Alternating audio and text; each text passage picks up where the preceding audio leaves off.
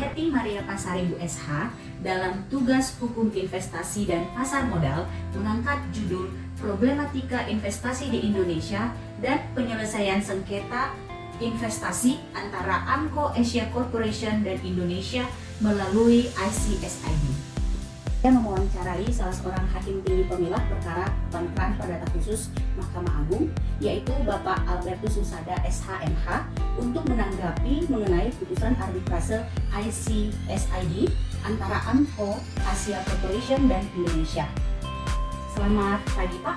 Selamat pagi. Dijelaskan dalam pasal 3 Undang-Undang Nomor 5 Tahun 1968 tentang penyelesaian perselisihan antara negara warga negara asing mengenai penanaman modal, dikatakan bahwa untuk melaksanakan putusan Mahkamah Arbitrase sebagaimana dimaksud dalam konvensi tersebut mengenai perselisihan antara Republik Indonesia dan warga negara asing di wilayah Indonesia, diperlukan surat pernyataan Mahkamah Agung bahwa putusan tersebut dapat dilaksanakan.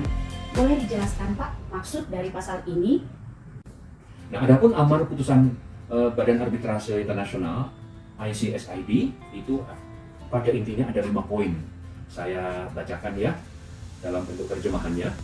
Yang pertama, pihak Indonesia harus membayar secara tanggung renteng kepada Amco Asia, Pan American dan PT Amco sejumlah $3.200.000 Amerika Serikat dengan bunga atas jumlah tersebut sebesar 6% setahun sejak tanggal 15 Januari 1981 sampai pembayaran lunas.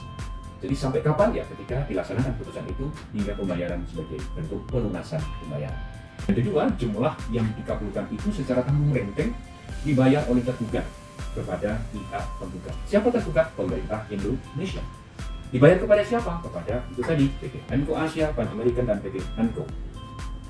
Yang ketiga, gugatan rekonvensi atau counterclaim dari pihak Indonesia sebagai tergugat itu ditolak. Jadi ingin mengajukan gugatan rekonvensi atau gugatan balik yang di sana disebut sebagai counterclaim itu ditolak oleh arbiter pada ICSID. Kemudian yang keempat, petitum lainnya dari gugatan pihak Amco itu ditolak. Jadi hanya dikabulkan sebagian. Sedangkan amar yang terakhir bahwa tiap pihak akan menanggung biaya pengacara dan lain-lain biaya yang telah dikeluarkan dalam mempersiapkan dan mengajukan.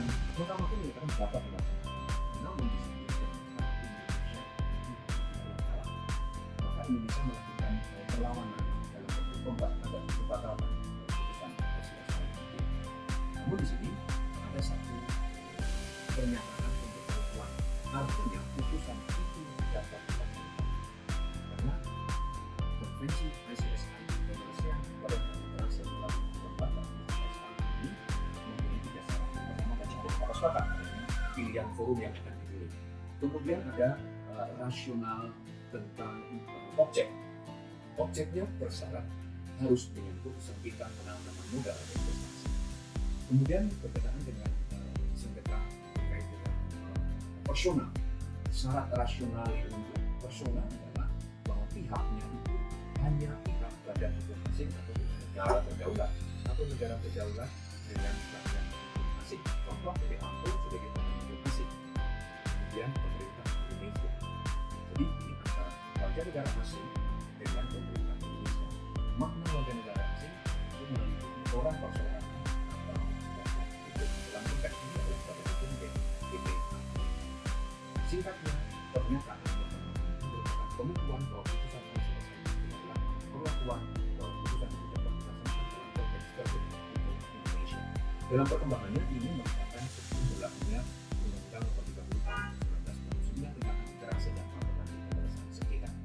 Namun sebelum adanya Undang-Undang 30 tahun 1999 itu Mahkamah Agung lebih maju di dalam mengatur adanya kekosongan hukum apabila putusan badan arbitrase asing itu dapat diakui untuk dilaksanakan sebagai bentuk eksekusi di Indonesia. Tetapi bersyarat harus tidak boleh melanggar public order atau ketertiban umum.